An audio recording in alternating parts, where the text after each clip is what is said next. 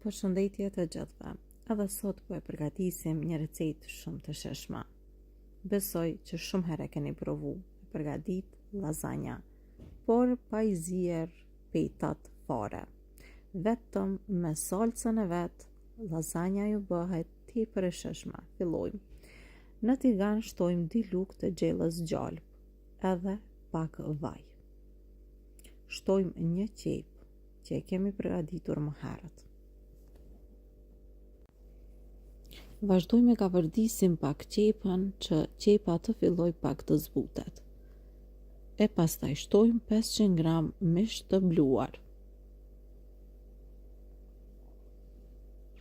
Qepën edhe mishin do t'i fërgojmë derisa të fërgohet mirë mishi, parafërsisht për 5-6 minuta besoj që do t'a kemi gati.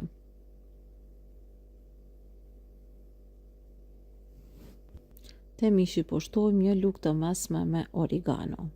Shtojmë biber të zi, parafërsisht dikon një lugë të çajit të mbushur plot. Një lugë të mesme me kryp, një lugë të mesme me biber të kuq. Kryp do t'i shtoj edhe pak, por krejt në fund.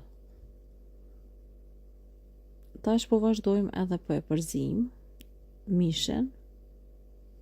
Edhe po e vreni që veç ka fillu që mishi të ka vërdiset.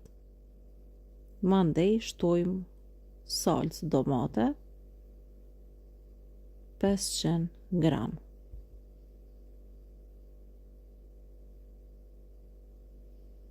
Është salca e domates, kjo që është pak më e hollë. E në ndërkohë do të shtojmë edhe 2 lugë të gjellës me pure domate. Tash e shtojmë ujin, dikon 300 ml ujë, edhe një lugë të mesme kryp, por nuk e kam mbush plot.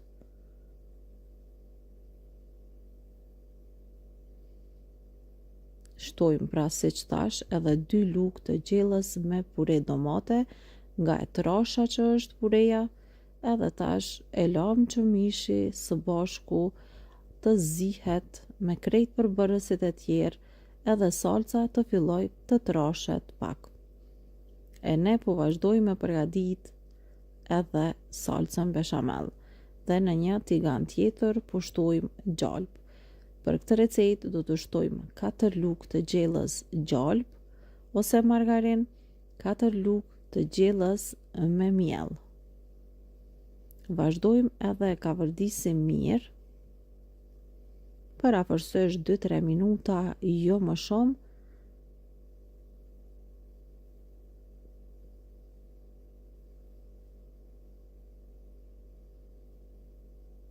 Po e shikoni që veç ka fillu nga pak mielli të ka vërdiset, edhe të fitoj atë ngjyrën e artë. E pastaj shtojmë gradualisht nga pak qumshten. Gjithmonë nga pak, pastaj e përzim.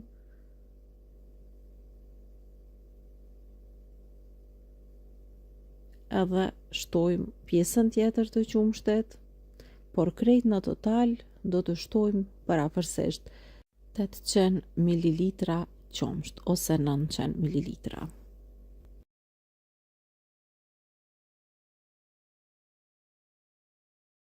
Çfarë është me rëndësi edhe çfarë duhet të dinem?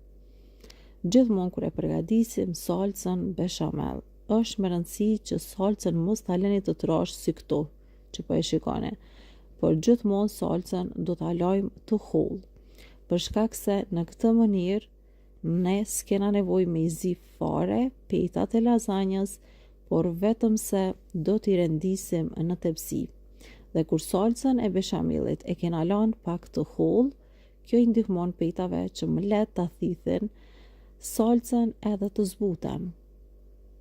Pra, vazhdojmë e shtojmë gradualisht nga pak duke e përzivi. Salcën bechamel do ta la të zihet vetëm për 2-3 minuta dhe jo më shumë, që mos të trashet shumë. Pasi që krejti kena gati, po vazhdojmë edhe po e përgatisim lasagnen.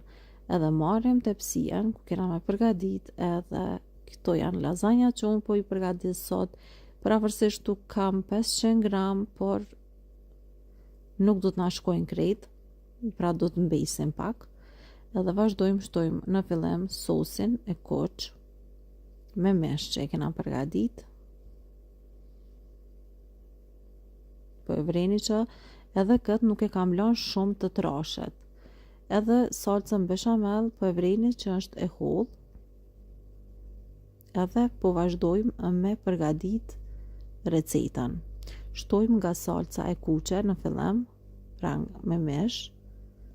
Mandej i renditim lazanjat, pra rendisim petat.